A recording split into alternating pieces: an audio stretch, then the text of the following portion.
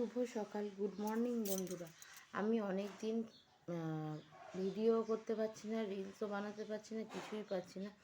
কারণটা তোমরা সবাই জানো, যে তোমাদের দাদা মানে আমার হাজব্যান্ডের পাটা ভেঙে গেছে। এবারে তোমরা সবাই আমাকে কমেন্টে জিজ্ঞাসা করছো যে কিভাবে দাদার পাটা ভেঙেছে। আগের শনিবার দিনকে এই ঘটনাটা ঘটেছে।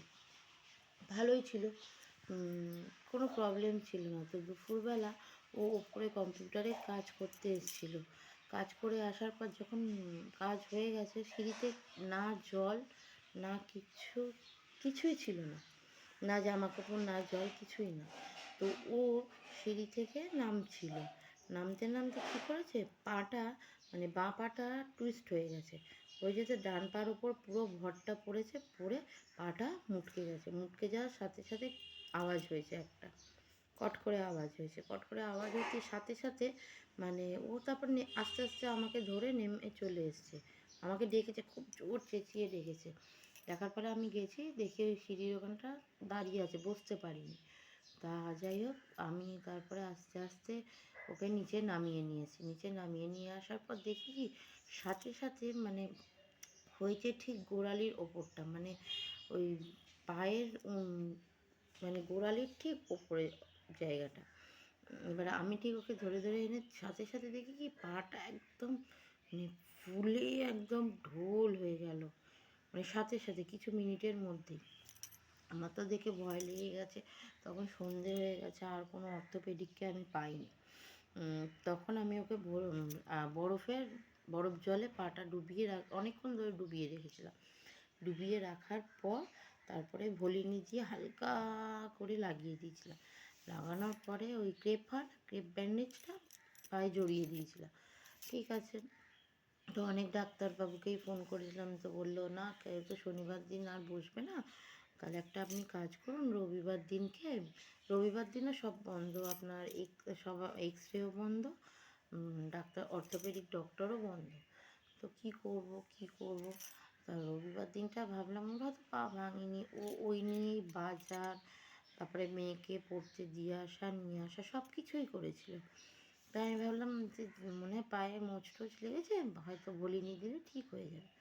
ঠিক আছে, মা ওষুধ, তারপর পেন কিলার খাইয়েছিলাম রাত্রিবেলা সকালবেলা। পেন কিলার খাওয়ার পরেও দেখছি ফোলাটা কিছুতেই কমছে না।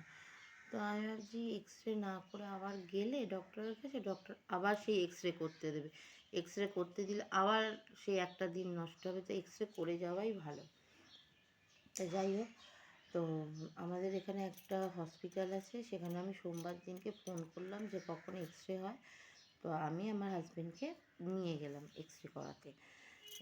এক্স রে করে সাথে সাথে তো দিয়ে দেয় রিপোর্ট। তো উনি আমাকে বললেন হ্যাঁ ভেঙেছে। যেই বলেছে ভেঙেছে, শুনে আমার মানে কি হচ্ছে, মানে আপনাদের আমি কি বলবো, মানে শরীর খারাপ করছে, সে কী একটা হচ্ছে শরীরের মধ্যে। তা যাই হোক, সাথে সাথে আমি ডক্টরকে ফোন করলাম। ফোন করে একটা জায়গায় বললো যে ডক্টর বসে একটা ক্লিনিকে বললো ডক্টর বসে, আপনি নিয়ে আসুন, আমরা দেখে প্লাস্টার করে দেবো। তো ঠিক আছে। তা ওই যখন আমরা হসপিটালে গেছিলাম, ও স্কুটি নিয়েই গেছিলো, মানে পাটাকে এক্স রে করতে। আবার বাড়ি গেলাম, ওটাকে রাখলাম, আবার রিক্সা ধরে সেই ক্লিনিকে আমরা গেলাম। তা উনি বললো ভালোভাবেই ইনজুরি হয়েছে, রিপোর্টটা দেখে উনি বললো তো প্লাস্টার করতে হবে। তো সেই প্লাস্টার করে আমি সোমবার দিনকে নিয়ে এলাম। এখনও পর্যন্ত এই চলছে। এখনও প্রায় 1 মাস কি 1 মাস, না 1 মাস না, 21 দিন পর প্লাস্টারটা খুলে আবার এক্স রে হবে। এক্স রে করে ওই ডাক্তারবাবুর কাছে যেতে হবে। যদি দেখে যে জুড়ে গেছে তো ভালো, আর ভগবানের ইচ্ছায় যেন জুড়ে যায়, আর যদি না হয় তো আবার ওরা প্লাস্টার করে দেবে।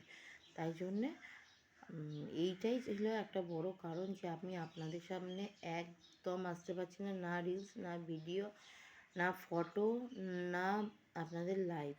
মানে আমি এতটাই নাজেহাল, কারণ হলো আমার একটা ছোট্ট বাচ্চা আছে, আর আমার বড় মেয়েটা অনেকটাই বড়, আপনারা সবাই জানেন, ওর পরীক্ষা থাকে স্কুলে। আর আমার মায়েরও মায়েরও কিছু বছর আগে পা ভেঙেছে, মাও সব কিছুটা করতে পারে না। তো সব কিছু ভারটাই আমার ওপর, ঘরে বাইরে সব কিছু। ঘরের লোক যদি এরম হয়ে পড়ে থাকে তো একজন মহিলার ওপর কী পড়ে আপনারা নিশ্চয়ই বুঝতে পারছেন। তো আমার উপরে এতটাই চাপ পড়েছে যে আমি আর এইগুলো রিলস ভিডিও কিছুই করতে পারছি না। তার জন্য আপনাদের কাছে আমি ক্ষমা চেয়ে নিচ্ছি, আপনারা আমাকে ক্ষমা করবেন। এরপর থেকে আশা করি আবার রিলস ভিডিও লাইভ অল্প অল্প হলেও আসবে।